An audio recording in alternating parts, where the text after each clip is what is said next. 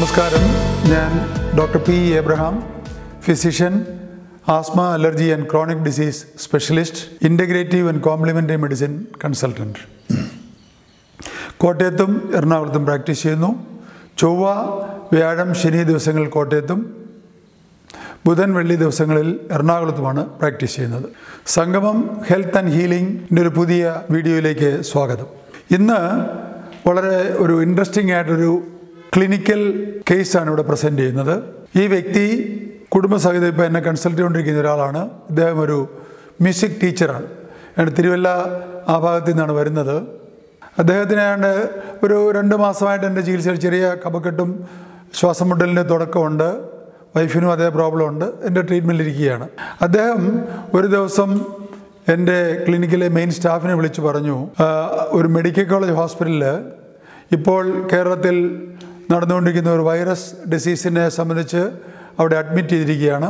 അത് ഏതാണ്ട് കുറഞ്ഞു കഴിഞ്ഞപ്പോൾ ലിവറിൻ്റെ ഫങ്ഷൻ ടെസ്റ്റ് ചെയ്തപ്പോൾ ലിവറിന് കാര്യമായ പ്രശ്നം ബാധിച്ചിട്ടുണ്ട്. അതുകൊണ്ട് അതിൻ്റെ ഗാസ്ട്രോഎൻട്രോളജി വിഭാഗത്തിലേക്ക് മാറ്റി ചില മേജർ ടെസ്റ്റുകളും അല്ലെങ്കിൽ ലിവർ ബയോപ്സി വരെ ചിലപ്പോൾ ചെയ്യേണ്ടി വരും എന്നൊക്കെ പറഞ്ഞ് പുള്ളി വളരെ വിഷമത്തിൽ എൻ്റെ സ്റ്റാഫിനെ വിളിക്കുന്നു. സ്റ്റാഫ് എന്നെ വിളിച്ച് ചോദിക്കുന്നു. അപ്പം അവിടുന്ന് അതായത് എഗൻസ്റ്റ് മെഡിക്കൽ അഡ്വൈസ് ഡിസ്ചാർജ് മേടിച്ച് വരാൻ അവർ സമ്മതിക്കുന്നില്ല. അപ്പോൾ രോഗിയുടെ സ്വന്തം ഇഷ്ടത്താൽ ഡിസ്ചാർജ് ചെയ്ത് മേടിച്ചിട്ട് അവർക്ക് വരട്ടെ എന്ന് ചോദിക്കുന്നത്. കാരണം അവർക്ക് എൻ്റെ ചികിത്സയിലുള്ള ആ വിശ്വാസം കൊണ്ടാണ് അവരങ്ങനെ വരുന്നത്. ഈ വ്യക്തിയോട് വരാൻ പറഞ്ഞു. അന്ന് പ്രാക്ടീസ് ഉള്ളതാണ്, വ്യാഴാഴ്ച എന്നാണ് തോന്നുന്നത്. ഒരു 5 മണി ആയപ്പോഴത്തേക്കിന് ഈ വ്യക്തി വരുന്നു.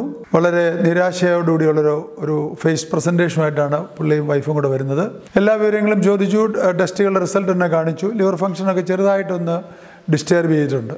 അപ്പോൾ എൻ്റെ പരിശോധനയിലുള്ള നിഗമനം ഇത് ഈ പറഞ്ഞ വൈറസ് ഡിസീസിന് കൊടുത്ത ചില ആൻറ്റിബയോട്ടിക്സും മരുന്നുകളിൽ നിന്നുണ്ടായ ഒരു പരിണിത ഫലമാണ്.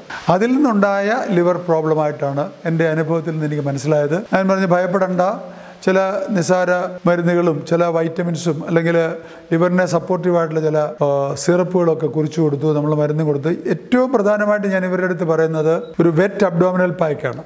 ഏത് കുടൽ സംബന്ധമായ രോഗങ്ങൾക്കും അത് ചെയ്യാം. വെറ്റ് പാക്ക്, അതായത് ഒരു തോർത്ത്, നമ്മൾ മലയാളി ഉപയോഗിക്കുന്ന തോർത്ത് അല്ലെങ്കിൽ ഒരു ചെറിയ ടർക്കി ടവല് 1 അടി സമചതുരത്തിലെങ്കിലും മടക്കി, അല്പം കൂടെ വീതി ഉണ്ടെങ്കിലും കുഴപ്പമില്ല, മടക്കിയിട്ട് പച്ചവെള്ളത്തിലോ അല്ലെങ്കിൽ അമിതമായി തണുപ്പുള്ള ക്ലൈമറ്റ് ആണെങ്കിൽ ചെറു ചൂടുവെള്ളത്തിലോ മുക്കിയിട്ട് പകുതി വെള്ളം പിഴിഞ്ഞിട്ട് വയറിലിടുക. ലിവർ എന്ന് പറയുന്ന റൈറ്റ് സൈഡിലാണ് കിടക്കുന്നത്. അതുകൂടെ കവർ ചെയ്തൊക്കെ രൂപത്തിലിട്ടു.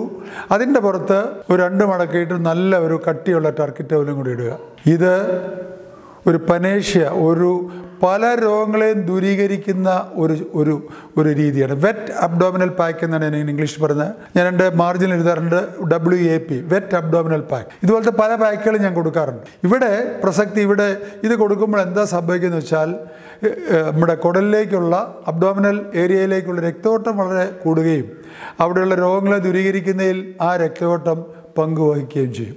ഗ്യാസ് എന്നൊക്കെ പറയുന്ന പ്രോബ്ലം ഉള്ളൊരു ഇത് ഇട്ട് നോക്കുക, നിങ്ങൾക്കുണ്ടാകുന്ന ബെനിഫിറ്റ്. ആയിരക്കണക്കിന് രോഗികൾ എൻ്റെ ചികിത്സയിൽ ചെയ്യുന്നൊരു കാര്യമാണിത്, വെറ്റ് അബ്ഡോമിനൽ പാക്ക്. ഇത് പ്രകൃതി ചികിത്സയുടെ ഒരു ടെക്നിക്കാണ്.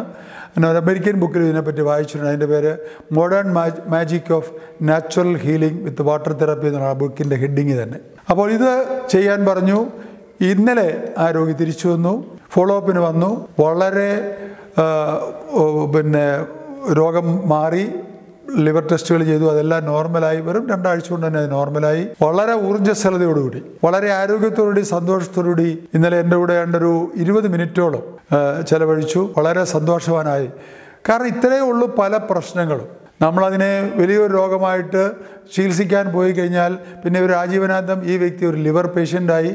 ഓൾറെഡി ഇദ്ദേഹത്തിന് ചെറിയ ശ്വാസം മുട്ടലും കഫക്കെട്ടും ഒക്കെ ഉണ്ട്. അതുകൂടാതെ ഒരു ലിവർ, ഞാൻ എൻ്റെ ചികിത്സാ അനുഭവങ്ങളിൽ ഇപ്പോൾ എല്ലാവർക്കും കാണുന്നൊരു പ്രോബ്ലം അല്ലേ, ഫാറ്റി ലിവർ ഡിസീസ്. ഈ ഫാറ്റി ലിവർ ഡിസീസിനും ഈ വെറ്റ് പാക്ക് വളരെ ഗുണമുള്ളതാണ്. ഈ ഫാറ്റി ലിവർ ഇന്ന് എൻ്റെ ഒബ്സർവേഷനിൽ ഈ ശ്വാസം മുട്ടലും അലർജിയും ആസ്മയും ഉള്ളവർക്ക് വളരെ കോമൺ ആയിട്ട് ഇത് കാണാറുണ്ട്. ഞാൻ എൻ്റെ ഗവേഷണത്തിൽ 3 അവയവങ്ങളിൽ രോഗങ്ങൾ, ഞാൻ കസിൻസ് എന്നാണ് പറയുന്നത്, ശ്വാസകോശ രോഗങ്ങൾ, കുടൽ സംബന്ധമായ അല്ലെങ്കിൽ രോഗങ്ങൾ, ആ കൂട്ടത്തിൽ ലിവറിലെ ഫാറ്റി ലിവർ പ്രോബ്ലം, 3 ത്വക്കിലെ രോഗങ്ങൾ. ഇത് 3ഉം യൂഷ്വലി കണക്ട് ചെയ്ത് വരാറുണ്ട്. അടുത്ത ഓർഗൻ സാധാരണ കണക്ട് ചെയ്ത് വരുന്നത് ബാക്ക് ബോൺ അല്ലെങ്കിൽ സ്പോണ്ടിലോസിസ്, ഡിസ്ക് പ്രോബ്ലം അല്ലെങ്കിൽ നമ്മൾ തേയ്മാനം എന്ന് പറയുന്നത് അവിടെ എല്ലാം ഇൻഫ്ലമേഷൻസ് ആണ്. ഇതെല്ലാം കണക്ട് ചെയ്താണ് വരുന്നത്. അപ്പോൾ ഈ കണക്ഷനെ പറ്റി വർഷങ്ങളുടെ നിരീക്ഷണത്തിൽ പഠിച്ചുകൊണ്ടാണ് എനിക്ക് ഈ രോഗിയിൽ ശ്വാസകോശമുള്ളവർക്ക് പുള്ളിക്ക് ലിവർ പ്രോബ്ലം വന്നപ്പോൾ അതിനെ വലിയ കാര്യമായിട്ട് എടുക്കേണ്ട ആവശ്യമില്ല. ഇവരുടെ ഒരു റുട്ടീൻ ബ്ലഡ് ടെസ്റ്റ് ഞാൻ ചെയ്യും. അതിൽ TCDC, ESR, ഹീമോഗ്ലോബിൻ. ESR അവിടെ നോർമലാണെങ്കിൽ 20 താഴെയാണെങ്കിൽ അവർക്ക് വലിയ മേജർ രോഗങ്ങളൊന്നും ഇല്ല എന്നുള്ള കാര്യം എനിക്ക് മനസ്സിലാവും. അപ്പോൾ അവരെ പേടിപ്പിക്കേണ്ട ആവശ്യമില്ല. ഒരു ലഘുവായ ചികിത്സാ പ്രോഗ്രാമിൽ കൂടെ ഈ വ്യക്തി ഇപ്പോൾ തന്നെ ഏതാണ്ട് 90% ഓക്കെ ആയി. ഒരു 3 മാസവും കൂടെ ലിവറിന് വേണ്ടി സപ്പോർട്ടീവായിട്ടുള്ള ചില ഐറ്റംസ് കൊടുത്തിട്ടുണ്ട്. അത് കൊടുത്ത് ഇതെല്ലാം മാറിക്കഴിഞ്ഞാൽ അപ്പോൾ ഫാറ്റി ലിവർ ഡിസീസ് ഞാൻ ഈ കൂട്ടത്തിലൂടെ മെൻഷൻ ചെയ്യണം. അതൊന്നും ഒരു മേജർ രോഗമല്ല. പക്ഷേ ഫാറ്റി ലിവറിൻ്റെ യഥാർത്ഥ കാരണം മലയാളിയുടെ ഭക്ഷണ രീതിയാണ്. അതുകൂടെ ഇവിടെ മെൻഷൻ ചെയ്തിട്ട് ഞാൻ എൻ്റെ ഈ വാക്കുകൾ ഇവിടെ ഉപസംഹരിക്കാം. പ്രത്യേകിച്ച് അതിൻ്റെ ശരിക്കുള്ള മെഡിക്കൽ ടെർമിനോളജി ഫാറ്റി ലിവറിന് സ്റ്റിയാറ്റോ ഹെപ്പറ്റൈറ്റിസ് എന്നാണ്. അതായത് ഇവിടെ കാർബോഹൈഡ്രേറ്റ് മെറ്റബോളിസം, അതായത് സ്റ്റാർച്ച്, ഗ്ലൂക്കോസ് നമ്മുടെ ബ്ലഡിൽ കൂടുതൽ വരുമ്പോൾ അതിൽ നിന്നാണ് ഈ ഫാറ്റി ലിവർ ഉണ്ടാകുന്നത്. അതിൽ നിന്നാണ് ട്രൈഗ്ലിസറൈഡ് എന്നൊരു ഫോമിൽ ഫാറ്റ് ലിവറിൽ ഡിപ്പോസിറ്റ് ചെയ്യുന്നത്. അതുകൊണ്ട് ചോറിൻ്റെ അല്ലെങ്കിൽ അരി ഭക്ഷണത്തിൻ്റെ ഗോതമ്പാണെങ്കിലും അമിതമായിട്ടുള്ള ഉപയോഗം കുറയ്ക്കുക.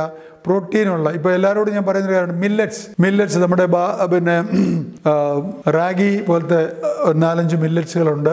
അത് അതിനകത്താണെങ്കിൽ ഏതാണ്ട് 50% അതിനകത്ത് പ്രോട്ടീനുണ്ട്. അപ്പോൾ ഈ ഭക്ഷണ രീതി നമ്മൾ മാറ്റിയെങ്കിൽ മാത്രമേ ശാശ്വതമായിട്ടുള്ള ലിവർ പ്രോബ്ലംസും നമുക്ക് മാറാൻ സാധിക്കുകയുള്ളൂ. അതുകൊണ്ട് ഇപ്പോൾ കേരളത്തിൽ അല്ലെങ്കിൽ ഇന്ത്യയിൽ നടമാടുന്ന ഈ വൈറസ് ഡിസീസിൽ നിന്ന് ഇപ്പോൾ ആരൊക്കെ എല്ലാവരെയും ബാധിച്ചുകൊണ്ടിരിക്കുന്ന ഇതിൽ നിന്ന് നിങ്ങൾക്ക് ചികിത്സയ്ക്ക് ശേഷം ഒരു ലിവർ പ്രോബ്ലമോ അല്ലെങ്കിൽ ലിവർ ഫംഗ്ഷൻ അല്പം ഡിസ്റ്റർബ് ചെയ്യുകയോ ചെയ്തു കഴിഞ്ഞാൽ കാര്യമായി ഭയപ്പെടേണ്ട ആവശ്യമില്ല. അതിനെ വളരെ പ്രാക്ടിക്കലായിട്ട് സമീപിച്ചാൽ ലഘു ചികിത്സയിൽ കൂടി ഇത് മാറാവുന്നതേ ഉള്ളൂ. ഇന്നത്തെ ഈ വിഷയം നിങ്ങൾക്ക് ഇഷ്ടപ്പെട്ടു എന്ന് വിചാരിക്കുന്നു. ഈ ചാനൽ നിങ്ങൾ സബ്സ്ക്രൈബ് ചെയ്തിട്ടില്ലെങ്കിൽ സബ്സ്ക്രൈബ് ചെയ്യുക. ബെൽ ബട്ടണും കൂടി അമർത്തി കഴിഞ്ഞാൽ ഞങ്ങൾ അപ്ലോഡ് ചെയ്യുന്ന എല്ലാ വീഡിയോസും നിങ്ങൾക്ക് തത്സമയം അതിൻ്റെ അറിയിപ്പ് കിട്ടും. മറ്റുള്ളവരിലേക്കും ഇതിൻ്റെ ഇൻഫർമേഷൻ കൊടുക്കുക. ഈ പ്രോഗ്രാം നിങ്ങൾക്ക് പ്രയോജനപ്പെടും എന്ന് പ്രതീക്ഷിക്കുന്നു. നിങ്ങളുടെ സുഹൃത്തുക്കൾക്കും വേണ്ടപ്പെട്ടവർക്കുമെല്ലാം ഈ ചാനൽ നിങ്ങൾ ഷെയർ ചെയ്യുക. അവരിലേക്കും ഇതിനെപ്പറ്റിയുള്ള മെസ്സേജ് പകർന്നു കൊടുക്കുക. നന്ദി, നമസ്കാരം.